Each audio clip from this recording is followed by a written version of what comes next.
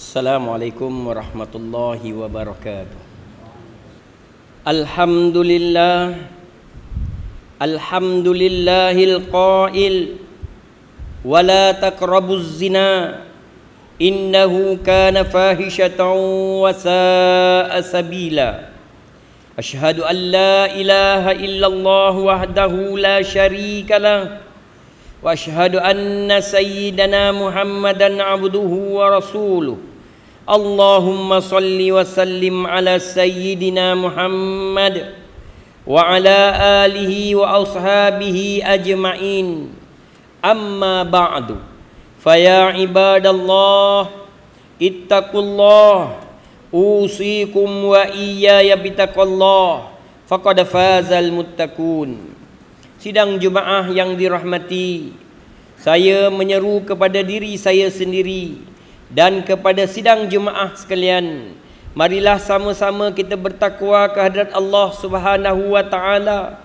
Semoga kita menjadi hamba-hambanya yang bersyukur semenurut seperti mana firman-Nya, ya ayyuhalladzina amanu athi'ullaha wa athi'ur rasula wa ulil amri minkum fa in tanaza'tum fi syai'in farudduhu ila Allahi war rasul in kuntum tu'minuna billahi wal yaumil akhir dzalika khairun wa ahsanu ta'wila.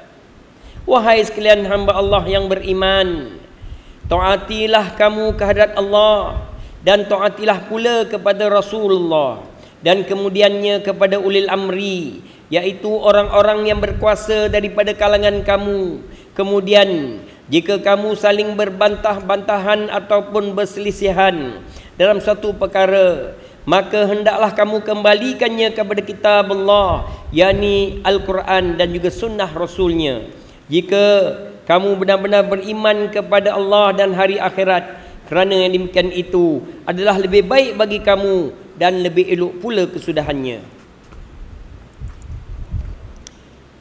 Hadirin yang dirahmati Allah sekalian, Islam adalah agama yang lengkap, yang syumul, yang sempurna, merangkumi akan semua aspek dalam kehidupan manusia. Islam itu adalah amat tinggi dan tiada agama yang boleh mengatasi ketinggian Islam itu, kerana Allah Subhanahu wa taala telah pun meridai ke atasnya. Oleh itu, sebagai umat Islam, hendaklah kita sama-sama tunduk dan patuh terhadap apa jua perintah Allah Subhanahu wa taala, baik yang disuruh apatah lagi yang ditegah. Di antara perkara yang ditegah itu ialah perbuatan zina dan apa jua perbuatan yang boleh mendorong ke arah melakukan zina tersebut. Firman Allah dalam surah Isra ayat ke-32 seperti mana yang telah dibacakan di awal khutbah tadi, yang bermaksud, dan janganlah kamu menghampiri zina, sesungguhnya zina itu adalah satu perbuatan yang sangat-sangat keji dan merupakan satu jalan yang sangat jahat pula dan boleh membawa kepada kerosakan. Dari ayat tersebut jelas menunjukkan bahawa Allah Subhanahu wa taala telah memerintahkan para hamba-Nya supaya tidak menghampiri dengan apa jua perbuatan yang boleh membawa kepada berlakunya perbuatan zina. Di antaranya seperti duduk berdua-duaan antara seorang lelaki dengan seorang wanita yang bukan mahram, pergaulan bebas tanpa sempadan, berkata-kata perkara yang tidak sopan. Cubalah kita renung dan sama-sama kita fikirkan betapa perbuatan mendekati zina pun dilarang, ditegah oleh Allah Subhanahu wa taala, maka apatah lagi perbuatan zina itu sendiri. Muslimin yang dirahmati Allah, semua orang tahu perbuatan zina itu adalah haram. Ianya berdosa besar dan perbuatan terkutuk yang boleh membawa pada akibat buruk kepada agama, kepada masyarakat dan juga negara. Bahkannya ia merupakan salah satu masalah sosial yang amat berbahaya hingga boleh merosakkan akhlak manusia serta moral serta maruahnya. Negara kita tidak terkecuali daripada menghadapi masalah gejala sosial ini. Oleh itu, adalah menjadi tanggungjawab setiap Muslim bersama-sama kita membenteras akan daripada berlakunya, kerana penyakit ini boleh mendatangkan kesan yang amat buruk dan pula amat besar kepada pembangunan keluarga, masyarakat, bangsa dan negara. Akibat daripada perbuatan zina adalah mendatangkan ataupun mendapat kutukan daripada Allah sendiri Azza wa Jalla. Boleh menyebabkan kerosakan keturunan, rosaknya kesihatan hingga membawa kepada pelbagai penyakit. Malahnya mereka melakukan zina itu sanggup melakukan satu lagi dosa besar, iaitu pembunuhan melalui pengguguran kandungan hasil daripada perbuatan zina tersebut. Mereka juga sanggup membuang anak yang dilahirkan tanpa belas kasihan. Apakah tujuan mereka menggugurkan kandungan ataupun membuang bayi yang baru dilahirkan itu sebenarnya? Sedangkan hayawan pun masih ada sifat belas kasihan serta sayangkan anak. Mengapa pula manusia yang telah Allah kurniakan akal fikiran sanggup untuk melakukan perbuatan yang sehina ini? Tidak lain, tujuan mereka melakukan perbuatan yang terkutuk itu hanyalah untuk menutup kononnya perasaan malu atas ketelanjuran daripada diketahui oleh umum ataupun orang ramai. Di sini bukti dan hikmah kenapa perbuatan zina dan apa jua yang menjurus kepada zina telah diharamkan oleh agama Islam kita. Ma'asyiral muslimin rahimakumullah, sedarlah bahawa melakukan perbuatan zina, membunuh janin ataupun kandungan, membuang bayi yang baru dilahirkan sehingga menyebabkan kematian adalah satu dosa yang sangat besar, dan ia adalah perbuatan kejam lagi zalim yang sangat dilarang oleh Allah Azza wa Jalla. Oleh sebab yang demikian itulah Rasulullah sallallahu alaihi wasallam menggesa dan mengajar umatnya agar sentiasa menjaga kemaluan dan menjanjikan syurga bagi mereka yang bersungguh-sungguh memeliharanya. Seperti mana sabda baginda Nabi sallallahu alaihi wasallam riwayat daripada Al-Hakim, "Man waqahu Allahu syarra ma baina lihayatihi wa rijlaihi dakhalal jannah." Yang bermaksud siapa saja yang dipeliharakannya oleh Allah atas kejahatan tulang rahangnya dan juga dua kelangkangnya, iaitu kemaluannya, nescaya pastilah bagi mereka itu syurga. Tidak dinafikan bahawa di zaman yang maju ini alat perhubungan dan juga sumber maklumat mudah dan cepat untuk diperolehi, sehingga menimbulkan runsingan kepada kita semua, kerana di antara program dan juga pengisian yang dimuatkan terdapat unsur-unsur yang tidak sihat dan tidak bermoral yang boleh merosakkan akal fikiran, terutamanya mereka yang lemah imannya. Ingatlah bahawa kemantapan sistem kekeluargaan adalah memainkan peranan yang sangat penting dalam mewujudkan kekuatan masyarakat, negara dan umat Islam sejagat. Oleh itu, para ibu bapa hendaklah menjalankan peranan mereka sebagai ibu bapa yang bertanggungjawab. Bukan berkata malas ataupun tidak ambil peduli, ataupun mereka kata alah anak dah besar, boleh jaga diri sendiri, sehingga anak merasa bangga atas pembelaan daripada kedua ibu bapa. Sebenarnya itulah tindakan yang salah, dan kerana ianya akan menggalakkan dan memberikan peluang untuk anak-anak meneruskan gejala yang tidak sihat ini dan tidak bermaruah, dan akhirnya akan mencemarkan nama baik keluarga dan juga keturunan.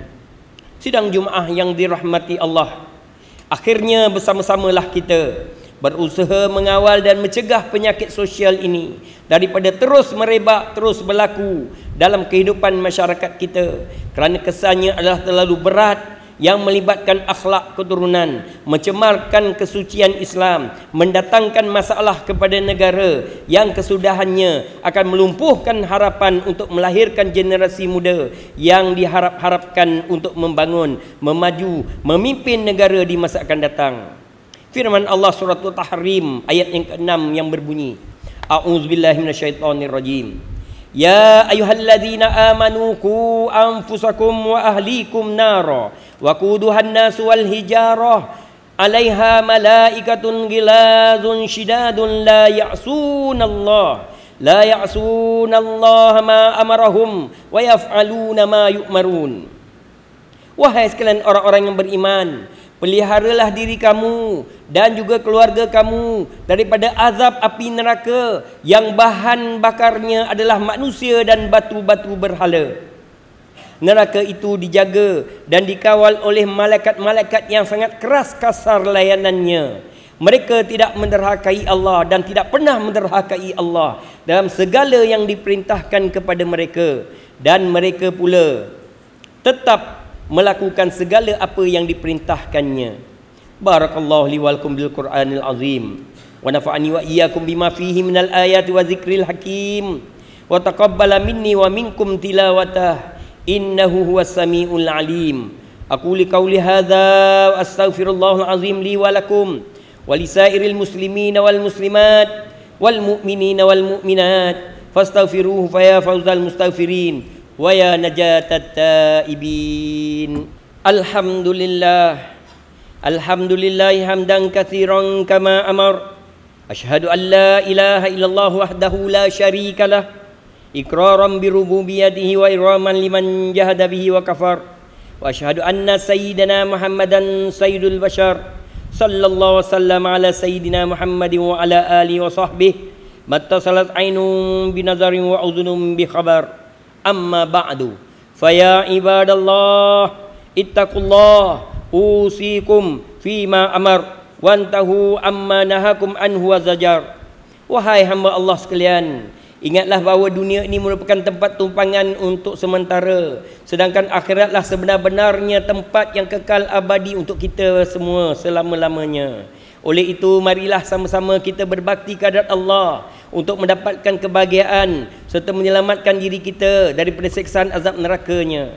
Firman Allah, innallaha wa malaikatahu yusalluna 'alan nabi ya ayyuhalladzina amanu sallu 'alaihi wa sallimu taslima. Sesungguhnya Allah dan para malaikatnya sentiasa berselawat dan memberikan segala penghormatan kebaikan ke atas baginda Nabi Muhammad sallallahu alaihi wasallam. Wahai sekalian orang-orang beriman, ayuh berselawatlah kamu ke atasnya, ke atas baginda, serta ucapkanlah salam sejahtera dengan penuh penghormatan. Allahumma salli wa sallim ala sayyidina Muhammad wa ala ali sayyidina wa maulana Muhammad.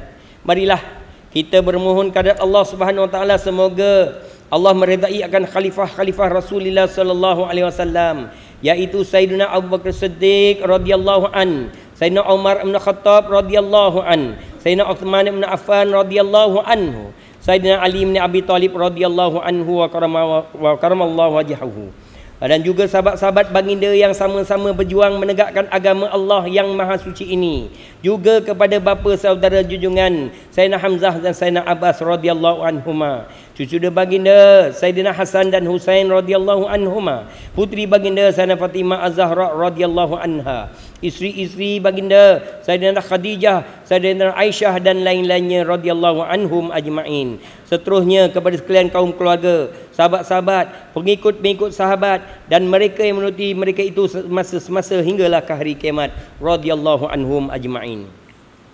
Allahumma ighfir lil muslimin wal muslimat wal mu'minina wal mu'minat al ahya'i minhum wal amwat. Ya Allah, ampunkanlah sekalian kaum muslimin dan muslimat, mukminin juga mukminat, sama ada yang masih hidup ataupun yang telah pun meninggal dunia.